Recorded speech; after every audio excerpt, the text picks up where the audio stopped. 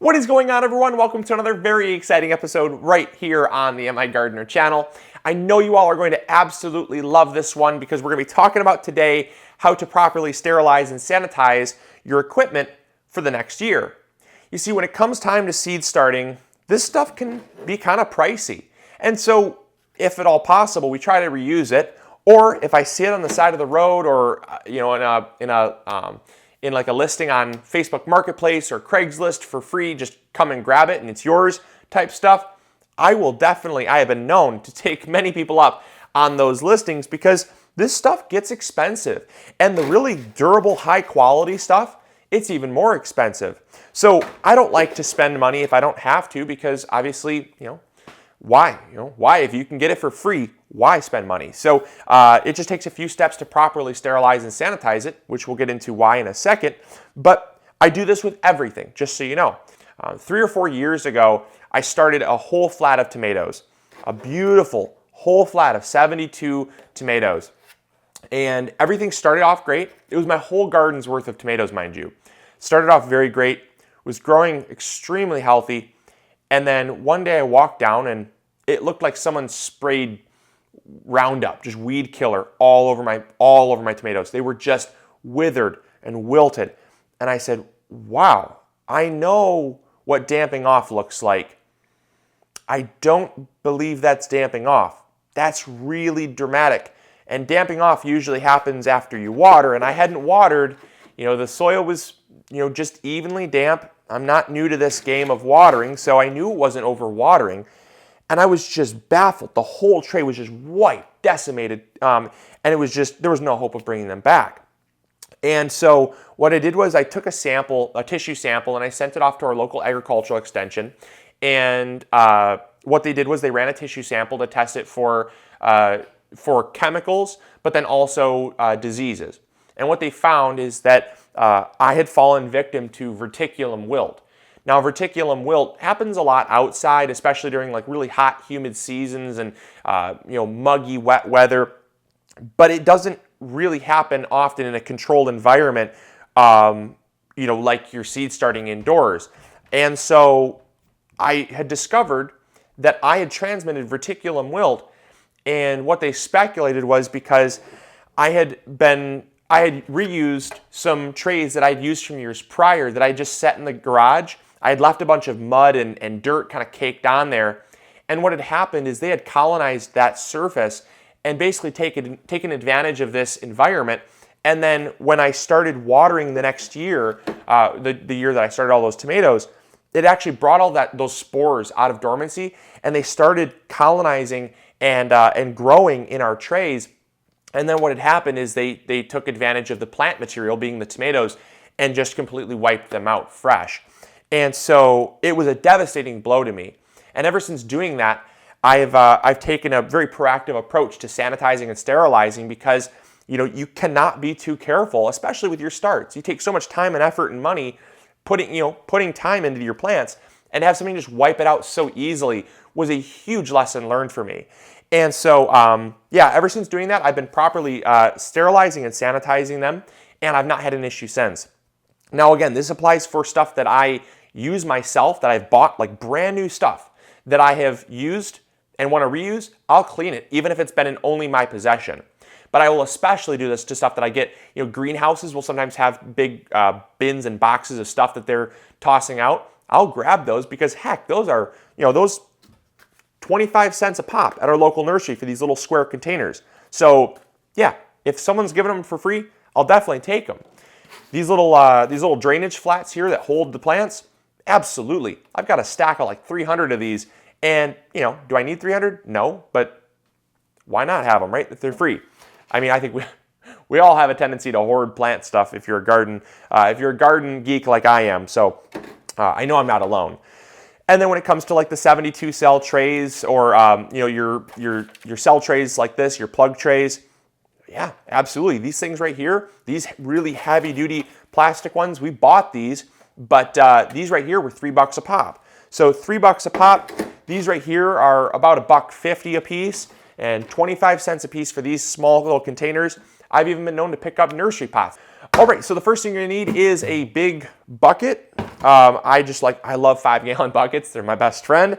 You're going to need a little scrubby brush. We'll come in close. I'll show you guys like I normally do how I do it, but you're gonna need a little scrubby brush because you gotta get in all the little nooks and crannies of everything. So I get something that's gonna get in between all the nooks and crannies of everything that I'm cleaning.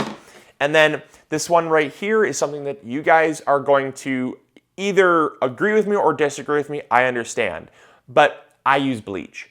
Now I use bleach because it's extremely powerful. It has been used for decades to clean and sanitize.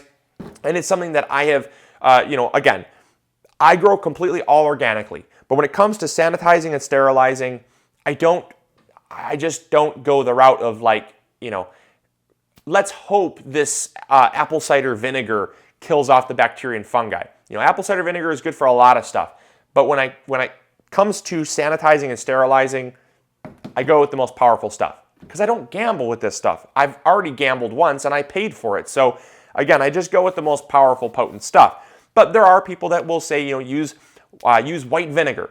And again, white vinegar, the amount that you'd have to use, you'd spend more in white vinegar than you're probably going to save on your equipment. So that's kind of the thing. I don't want to spend more than I'm going to save. Otherwise, it becomes pointless. So people say white vinegar. People say use like rubbing alcohol. And again, you have to dilute that stuff down in order to actually properly clean with it. So I would say you're going to use more. It's going to cost you more than you're going to save. Whereas with this bleach here, we're talking a half a cup of it into a 5-gallon bucket, and you're going to sterilize and sanitize. Even a really good scrubby brush will go a long way to getting a lot of that dirt and residue off of your equipment.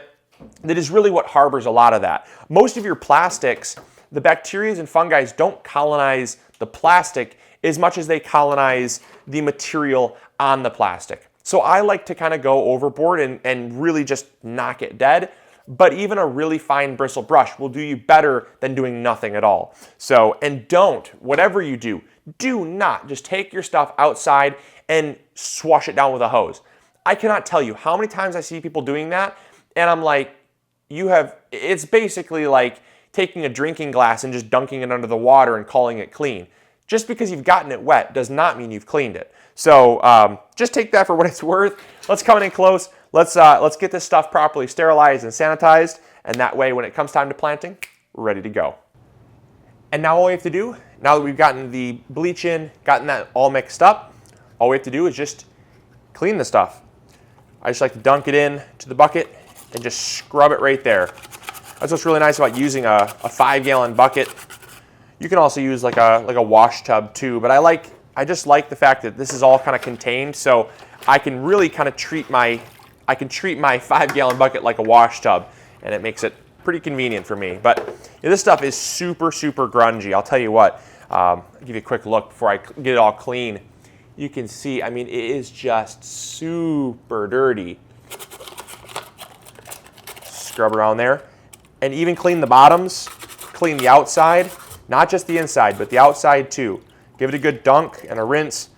And then what I do is after I'm done cleaning this off, what I'll do is I'll sit and let it dry, because you want to let this sit for about 5 minutes to properly sterilize and sanitize. This solution with the scrubbing action, it detaches a lot of the dirt and grime. However, the sterilizing happens when you let this sit for about 5 minutes. This properly kills any bacteria, mold, fungus, mildew, whatever. And so you let that sit out there, and once it dries, then what I'll do is I'll come back and I'll rinse it off with some fresh water, because if I'm growing plants in that, I don't necessarily want that coming in contact with any bleach residue. So whether they do or not, I'm sure you guys will let me know in the comments box, but I have better peace of mind to just wash it off in some fresh water and then let it dry again, and then that way I can grow in it. That's just what I do.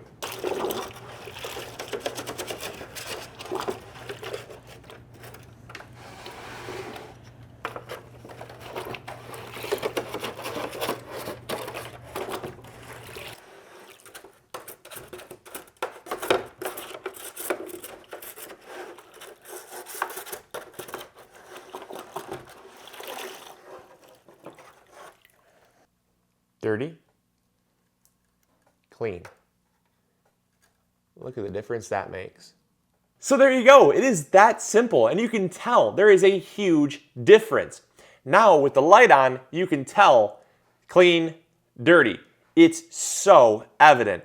And I cannot express to you how quick it is to do this. I mean, to clean half that tray took maybe all of 20 seconds. So it is so worth it. Just take the time to do it. It will pay off huge dividends in the future because, like I said, once you lose plants, you can't unlose them, and it's a hard lesson learned. So just take it from my experience. I don't want you guys to have to experience the same, and it takes so little time that's kind of worth it. So I hope you guys enjoyed. I hope you learned something new. If you did enjoy, make sure to throw a like up there. It really helps spread this video around. Also, make sure to subscribe if you're not yet already. We have tons more content coming out.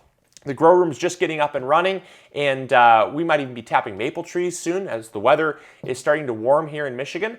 And we're really just, we're having a blast. So I hope you guys are having a great new year so far, and come join us for the ride. It's going to be an awesome 2020. All right, we'll catch you all in the next episode. Remember to grow big or go home. We'll see you later.